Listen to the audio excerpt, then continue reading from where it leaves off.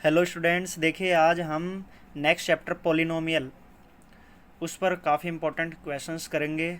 उससे पहले हम क्या करते हैं कि ना इसके जो बेसिक कॉन्सेप्ट हैं वो सीखेंगे।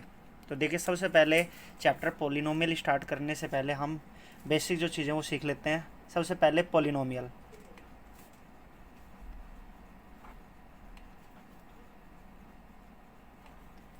क्या होता है। ये पॉलिनोमियल तो इसमें क्या है कि कुछ कंडीशन हमें चेक करनी होती हैं कि ये पॉलिनोमियल होगा या नहीं। उसे कैसे पहचानते हैं, तो देखिए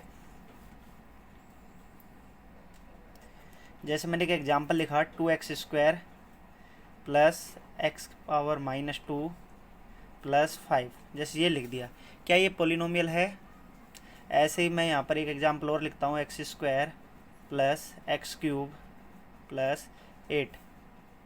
इसी तरीके से x प्लस 1/x² प्लस 5।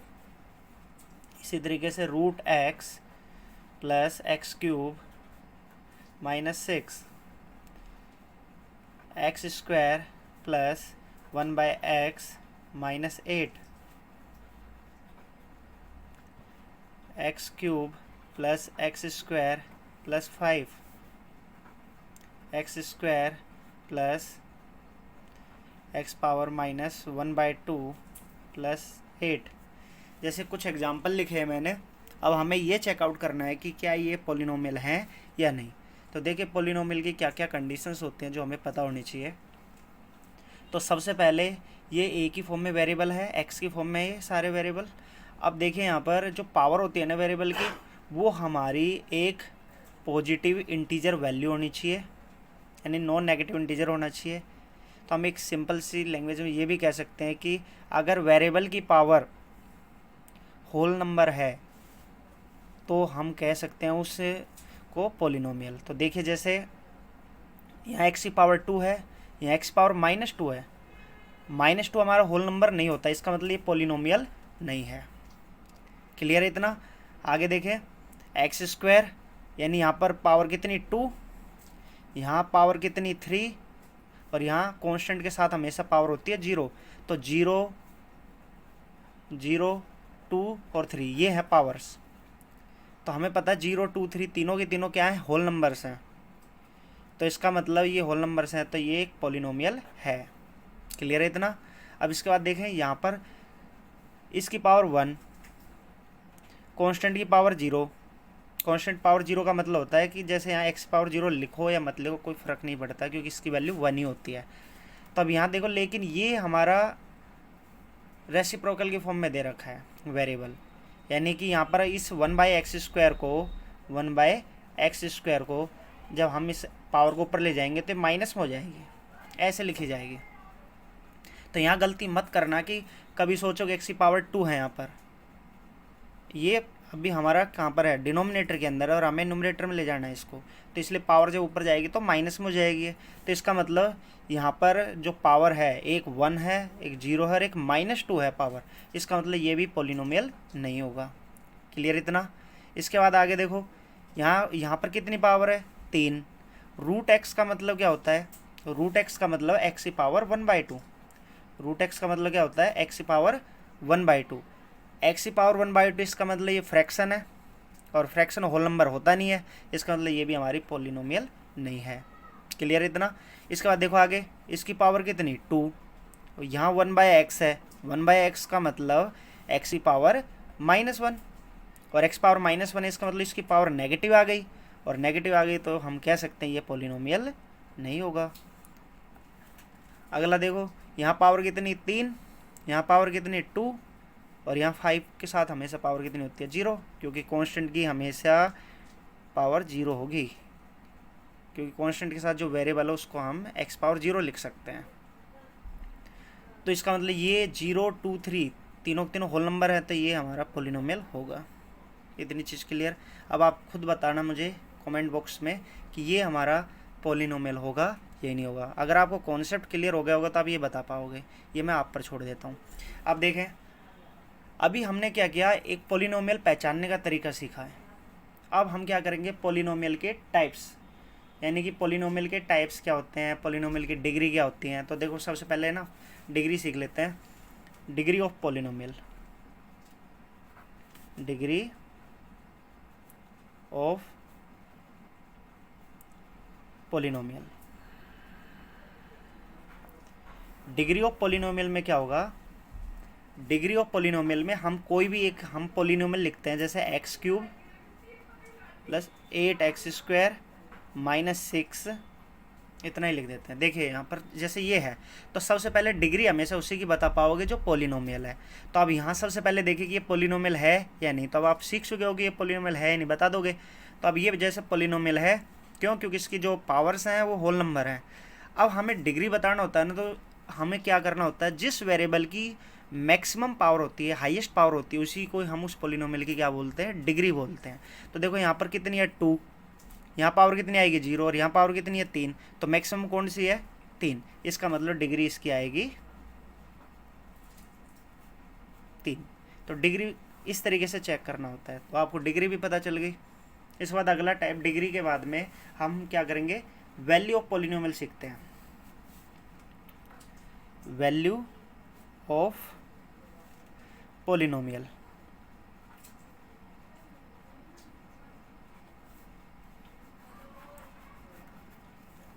देखिए वैल्यू ऑफ पॉलिनोमियल क्या है, यानी कि हमें किसी पॉलिनोमियल की अगर वैल्यू बतानी है तो कैसे बताएंगे। तो देखो यहाँ जैसे कि एग्जांपल लेते हैं, हम बिल्कुल जो भी कॉन्सेप्ट है सारे एग्जांपल से ही समझेंगे, ताकि तुम्हें बिल्कुल उसका कॉन्सेप्ट अच्छे से क्लियर हो जाए। तो देखिए सबसे पहले जैसे एक पॉलिनोमियल लिखता हूँ मैं, पी से हम पॉलिनोमियल को डिनोट करते हैं। पी का मतलब है यहाँ पर एक पॉलिनोमियल लिख रहे हैं, और एक्स लिखा है, इसका मतलब ये है कि जो पॉलिनोमियल होगा वो हमारा एक्स वेरिएबल की फॉर्म में होगा। तो देखिए जैसे मैंने लिखा 9x² + 5, और मैं कह रहा हूँ कि find value of P x, यानी पॉलिनोमियल की वैल्यू बतानी है एट x = 1। तो यहाँ पर अगर वैल्यू बतानी है, तो वैल्यू बताने का मतलब किस पॉइंट पे, किस x से किस वैल्यू के लिए हमें पी एक्स की वैल्यू बतानी है। तो इसका मतलब x वैल्यू कितनी है 1 है ना, तो हमें क्या करना है, x की जगह पर 1 रखना है सब जगह पर। तो 9 1, इस पर स्क्वायर है तो स्क्वायर लगाया, प्लस के 5 लिख दिया। अब यहाँ पर 9, 1 का स्क्वायर 1 ही होता है, प्लस 5। अब यहाँ पर एक चीज़ और गलती नहीं करना, काफ़ी बच्चे गलती कर जाते हैं, वो ऐसे भी कर देते हैं 1 + 5, फिर उसके बाद में 9 से मल्टीप्लाई कर देते हैं, तो यहाँ 54 भी लिख देते हैं आंसर। तो ध्यान रखना, हमेशा बोर्ड मास रूल के अकॉर्डिंग पहले मल्टीप्लाई होता है एडिशन से पहले। तो 9 की मल्टीप्लाई 1 से करोगे तो 9 आएगा, और यहाँ प्लस में 5, तो 9 + 5 कितना आया 14। तो ये जो 14 आया है ना, ये इस पॉलिनोमियल की वैल्यू आई है। तो वैल्यू इसी तरीके से निकालते हैं। क्लियर है इतना? ठीक है।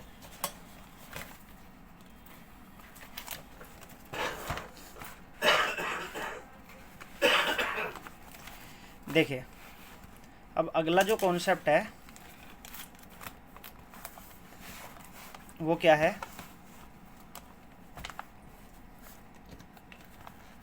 एक सेकंड रुकिए, इसको एडजस्ट कर देता हूँ मैं।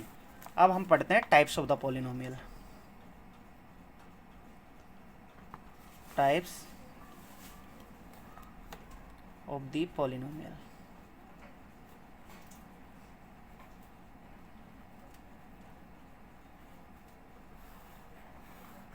देखो टाइप्स ऑफ द पॉलिनोमियल में सबसे पहले जैसे आप पढ़ोगे, सबसे पहले लीनियर पॉलिनोमियल, पहला लीनियर, इसके बाद में सेकंड पढ़ोगे आप क्या, क्वाड्रेटिक, इसके बाद में आप पढ़ोगे क्यूबिक, एक और लिख लेते हैं बाई क्वाड्रेटिक।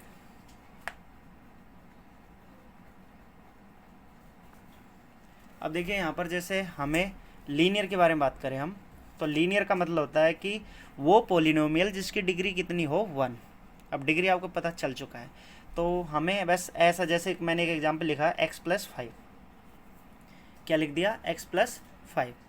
तो यहाँ पर देखो इस वेरिएबल में x की पावर कितनी है 1, जब किसी पावर कुछ नहीं लिखा होती इसका मतलब उसकी पावर कितनी है 1। तो ये लीनियर पॉलिनोमियल है, ठीक है। क्वाड्रेटिक का मतलब वो पॉलिनोमियल जिसकी डिग्री कितनी हो 2। जैसे मैं एक एग्जांपल लिखता हूँ x² + 5x - 8, जैसे ये लिख दिया। तो इसमें तुम देखो एक्स की जो हाईएस्ट पावर है वो 2 है, तो इसका मतलब क्वाड्रेटिक है। क्यूबिक का मतलब जिसकी डिग्री कितनी हो 3, जैसे एक्स क्यूब प्लस 9, जैसे ये लिख दिया मैंने। तो यहाँ पर आप देख सकते हो कि एक्स की जो हाईएस्ट पावर हो कितनी है 3, तो इसका मतलब ये क्या है क्यूबिक। बाई क्वाड्रेटिक का मतलब जिसकी हाईएस्ट पावर कितनी हो 4, जैसे x power 4 plus 2x plus 9, ऐसे लिख दिया। तो ये हमारी जो पॉलिनोमियल है कैसा है, बाई क्वाड्रेटिक पॉलिनोमियल है। क्लियर है। इसमें एक और होता है constant polynomial, constant polynomial.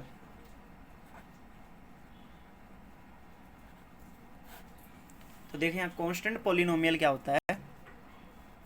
Constant polynomial का मतलब वो पॉलिनोमियल जिसकी डिग्री कितनी हो 0। अब 0 कब होता है तो आपको पता है, जैसे कोई भी कांस्टेंट नंबर लिख दो आप, जैसे 5 लिख दिया मैंने, तो आपको पता है इसकी जो डिग्री होगी वो 0 होगी। क्यों? क्योंकि x के साथ, कांस्टेंट के साथ x पावर 0 लिखेंगे, तो यहाँ डिग्री कितनी है 0, यहाँ डिग्री कितनी है 0। और जिस भी पॉलिनोमियल की डिग्री 0 आएगी वो हमारा कांस्टेंट पॉलिनोमियल होगा। तो ये टाइप्स ऑफ द पॉलिनोमियल थे, सभी को क्लियर हो चुके होंगे। तो मैं कुछ 2-3 क्वेश्चंस देता हूँ जो कि मुझे कमेंट बॉक्स में बताओगे इनके आंसर क्या हैं। जैसे एक क्वेश्चन है 3x² second 5x power 4 plus 2x³ 6x³ plus 2x² minus का 8। ये मैंने 3 क्वेश्चंस दिए हैं। इन तीनों की आपको क्या बतानी है, ये बताना है कि डिग्री क्या है इसकी तीनों की, और ये किस टाइप के पॉलिनोमियल हैं। क्लियर है। अब आगे हम पढ़ते हैं अगला टॉपिक। यहाँ तक आप सबको क्लियर हो चुका होगा। अगला टॉपिक है जीरोज ऑफ अ पॉलिनोमियल। देखिए अब अगला टॉपिक क्या है, जीरोज ऑफ पॉलिनोमियल।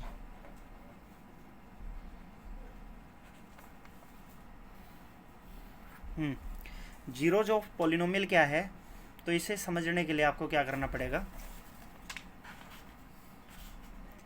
जैसे मैं कोई भी एक इक्वेशन लिखता हूँ और उसके हमें पॉलिनोमियल के जीरोज फाइंड आउट करने हैं।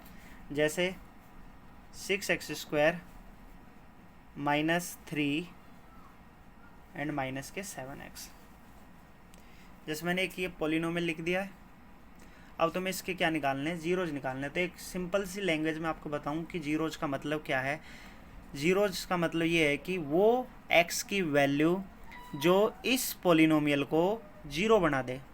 क्या कहा मैंने, x की वो वैल्यू जो इस पॉलिनोमियल को क्या बना दे, जीरो, वो इस पॉलिनोमियल के क्या कहलाएंगे, जीरोज कहलाएंगे। अब ये आप कैसे बता पाओगे डायरेक्ट, भाई आपको x की वैल्यू थोड़ी पता है कि आप यहाँ रख के देखोगे x की वैल्यू, जो भी जीरो बना देगी इस पॉलिनोमियल को वो हमारा आंसर होगा। बट ऐसे तो आइडिया लगाना काफ़ी टफ हो जाता है।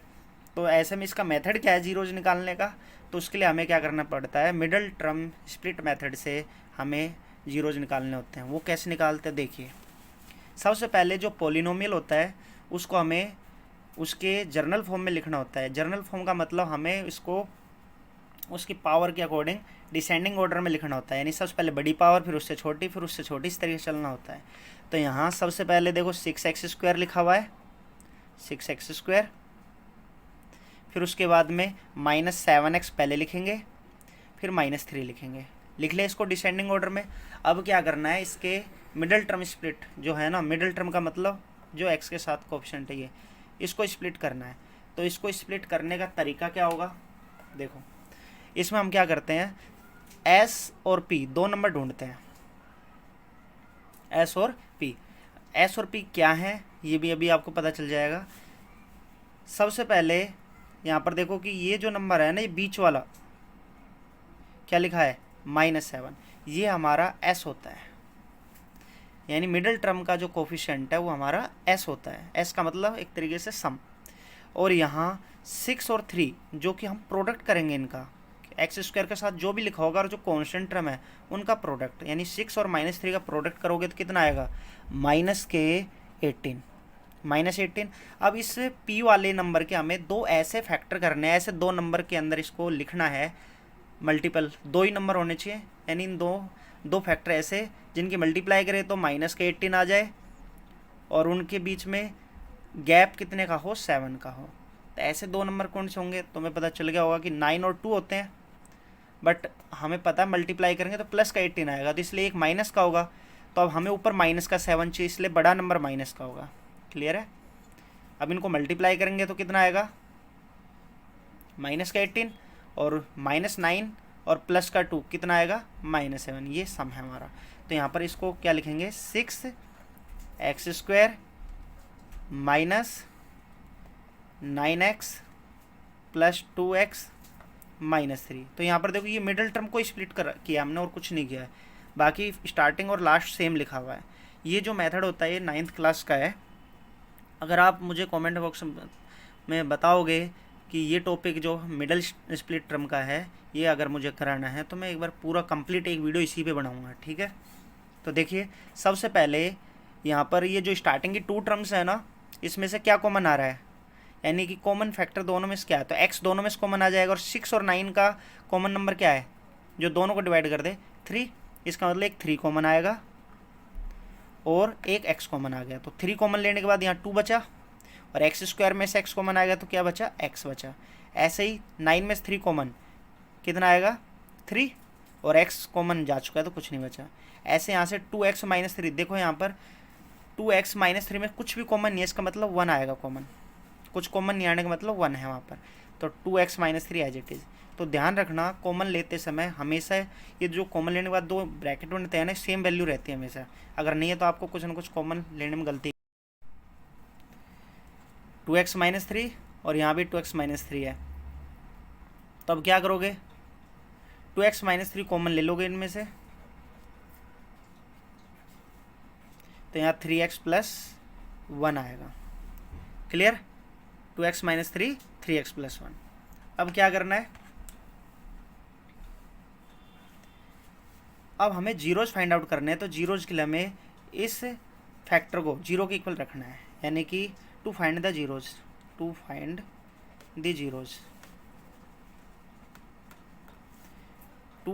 - 3 एंड 3x + 1 = 0।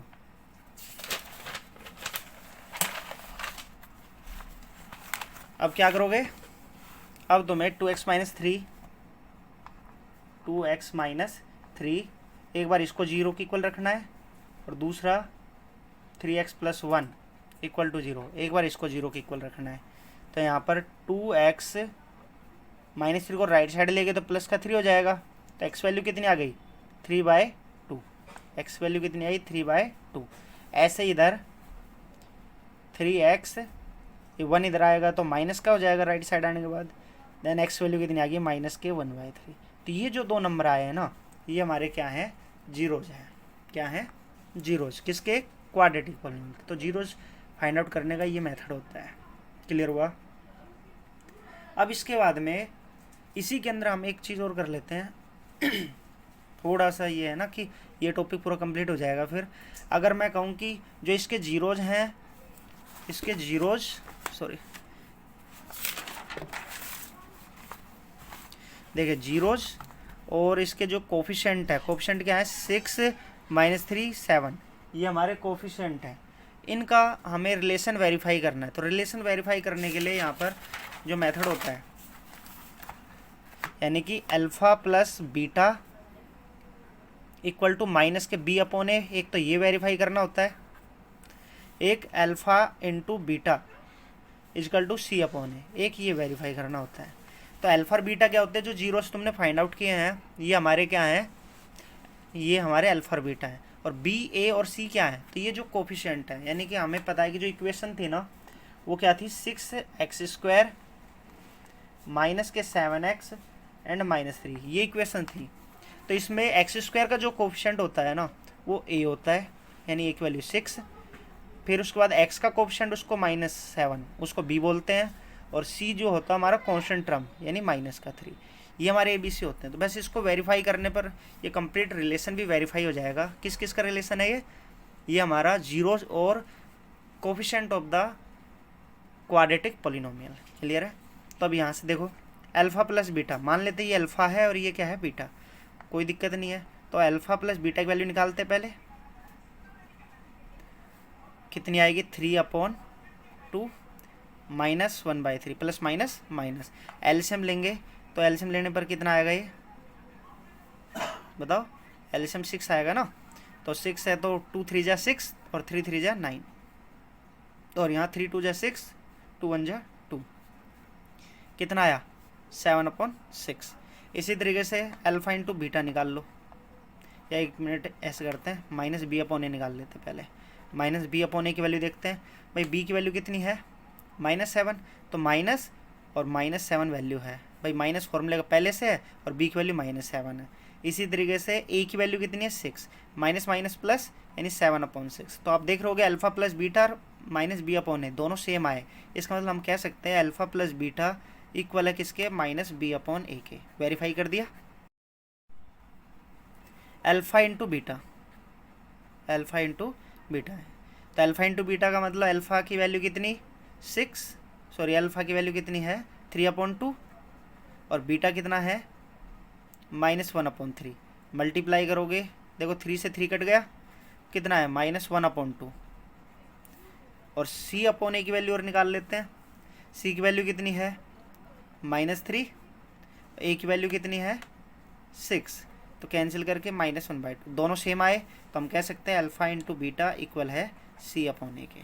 तो ये हमने रिलेशन भी वेरीफाई कर दिया है। क्लियर हुआ। तो इस तरीके से हम किसी भी क्वाड्रेटिक पॉलिनोमियल के जीरोज भी फाइंड आउट कर सकते हैं, और उन जीरोज का उस क्वाड्रेटिक पॉलिनोमियल के साथ जो कोफिशिएंट है उनके साथ क्या रिलेशन है वो भी वेरीफाई कर सकते हैं। इतनी चीज़ क्लियर हुई। बाकी अभी हम ज्योमेट्रिकल जो पार्ट है इसका पॉलिनोमियल का वो भी सीखेंगे, और अच्छे अच्छे क्वेश्चन जो पिछले कई सालों में जो क्वेश्चंस आए हैं सीबीएसई ने पूछे हैं वो क्वेश्चन भी सोल्व करेंगे। ठीक है, और आगे हम नेक्स्ट टाइम करेंगे। Thank you.